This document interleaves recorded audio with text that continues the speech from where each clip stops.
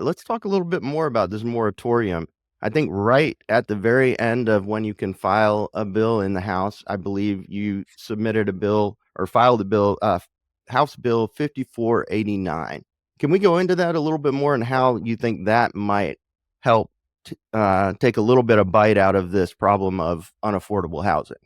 Sure. And I think it's just one of the tools in the government's toolbox to help with this. But it was something really we've heard about impact fees a lot in Bryan Yeah, conversation. You and I talked about them a little bit on the campaign trail and how it can affect habitat and how it can right. affect some of the affordable housing just across the state.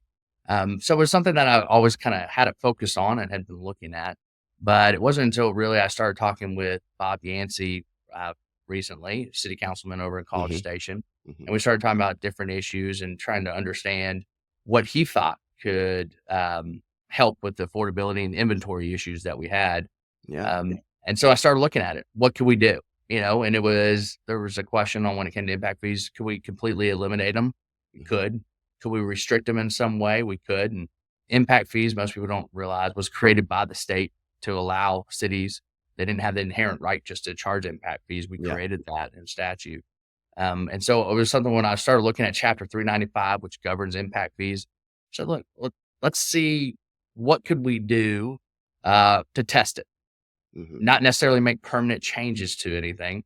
Sometimes I think the government's almost too quick to react to that. You make a permanent change thinking you've made a change for the better. And we see ripple effects that are negative from it that we maybe didn't anticipate. So you got to go correct it. But the idea behind a moratorium and kind of having a 4-year pause Okay. is we will be back in session in 2 years. We can take a look at this and see, did we really affect housing prices? Did we help Okay. incentivize more development to increase inventory to lower prices? Did builders lower the prices because there's no longer this government fees that they're having to pay, these impact fees up front, which we all know just gets passed on to the home buyer and home Hmm. purchaser. And so I think that was my thinking behind a moratorium, Yeah. as gives us a chance to look and study to see if this is something we would want to continue.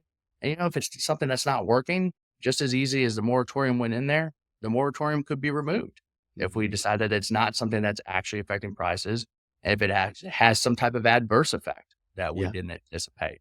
So, and that's why I think it's a strategic tool to be used and something that I hope gets some focus here in the House.